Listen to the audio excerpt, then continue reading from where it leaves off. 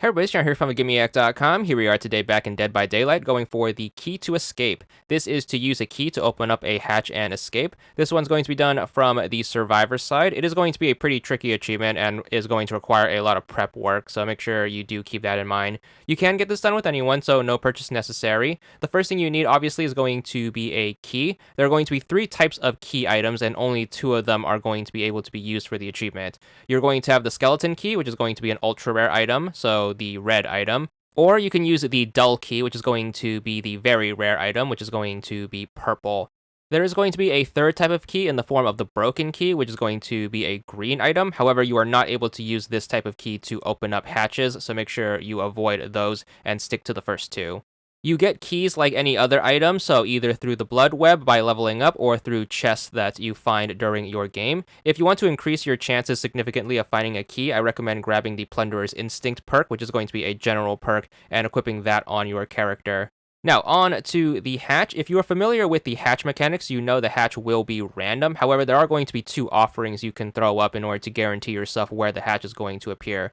You can use the annotated blueprint, which is going to place the hatch near the killer shack if the map you are playing on has one, and you are also going to have the Vigo's blueprint, which is going to place the hatch near the main building. So this is going to allow you to guarantee where the hatch is going to appear. However, the other players are going to know that you have used either one of these 2 offerings, including the killer. However, for the sake of this achievement, it's going to be a good thing that the killer knows where the hatch is. So that's pretty much the best that you can do in terms of setup. If you're going for the achievement to the more natural way, this is going to be the scenario that you want to do. Make sure you take the Plunderer's Instinct perk with you into a game, and as soon as the game starts, what you want to do is you want to make sure you try to look for as many chests as you can and open them. Thanks to the Plunderer's Instinct perk, you are able to see where all the chests are within your immediate vicinity. So running around the map should guarantee you finding all of the chests. Make sure you open them. The perk is also going to increase your odds of finding a rare item in the chest. So if you do happen to pull either the purple or the red key out of the chest, make sure you hold on to it. And then if the situation presents itself to where the hatch can appear, make sure you do take advantage and try to go for the achievement. So the way the hatch is going to work. So if you ever find yourself in a situation where your other 3 teammates have been eliminated from the game, and this can take the form of either them being sacrificed, being dead, being disconnected, or having escaped, or any combination of the 4, which is going to result in a game where it's just you versus the killer. The hatch is going to randomly appear somewhere on the map as an alternate form of escape. So instead of fixing the rest of the generators on the map and trying to exit through one of the 2 exit gates, you can go through this hatch and escape through that and then win the game like that, basically. So whenever the hatch does appear, it's basically going to be a race between you and the killer to see who can find the hatch first. If the killer gets to the hatch before you do, the killer can close the hatch, which is going to cut off your escape. What it's also going to do is it's going to force the endgame countdown, meaning your only means of escape is going to be either through one of the 2 exit gates. Now, of course, this can be circumvented by using either one of the 2 key items, which is going to be the point of the achievement. So, in other words, if the killer does happen to close the hatch, you can use either one of the 2 keys in order to unlock it, and therefore you can regain your alternate means of escape. So, back to the achievement, you are basically able to go for the achievement if you happen to have one of these keys in your hand, and then also happen to have a game where your other 3 teammates get eliminated. Personally, I'm going to recommend that you have them be eliminated through either being sacrificed, having been killed, or having been disconnected, simply because if you wait for all 3 of them to escape, you're going to have to be in the endgame timer, and you're going to have a limited amount of time to work on this. So make sure you try to go for the former 3 options rather than the latter one, and you should be able to have more time to try to look for the hatch. So once all 3 of your teammates have been eliminated, it's going to be time to go find the hatch. Now, if you happen to take advantage of either one of the 2 blueprint offerings, you should know where the hatch is. So make sure you go to either the killer shack or the main building, depending on which one you use. And then what you want to do is you want to make sure you try to locate the hatch within that vicinity.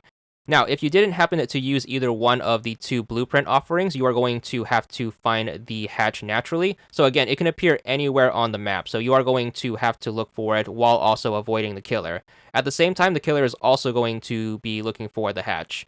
Now, as I said before, it's going to be a good thing that the killer finds the hatch first. The reason for that is you obviously need the killer to shut the hatch, but once the killer shuts the hatch, you are going to have a harder time of finding a closed hatch rather than an open hatch. And the reason for that is an open hatch is going to give an audio cue whenever you are nearby one in the form of this angelic hum.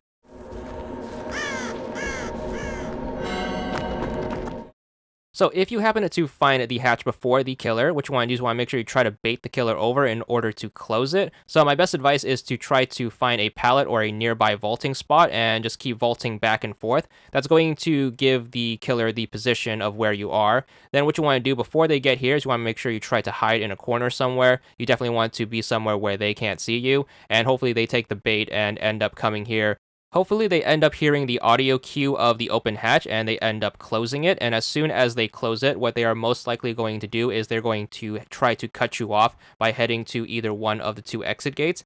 And what we're going to do is once they leave the area, we're going to sneak in and then use our key to unlock the hatch, therefore regaining our alternate form of escape. And then we're going to take that escape by hitting right bumper through the newly reopened hatch and then escaping to win the game.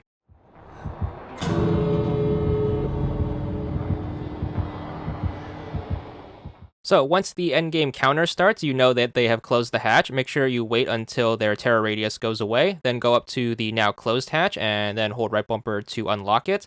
Then what you want to do is make sure you hit right bumper to make your grand escape, and then once you get to the results screen with that escape status, you should be good for the achievement. So hopefully everything goes in your favor. This one is going to take either a lot of luck or a lot of setup, but that's going to be how it's done. There's the achievement. This one is going to be for 20 gamer score, and that's all there is to it.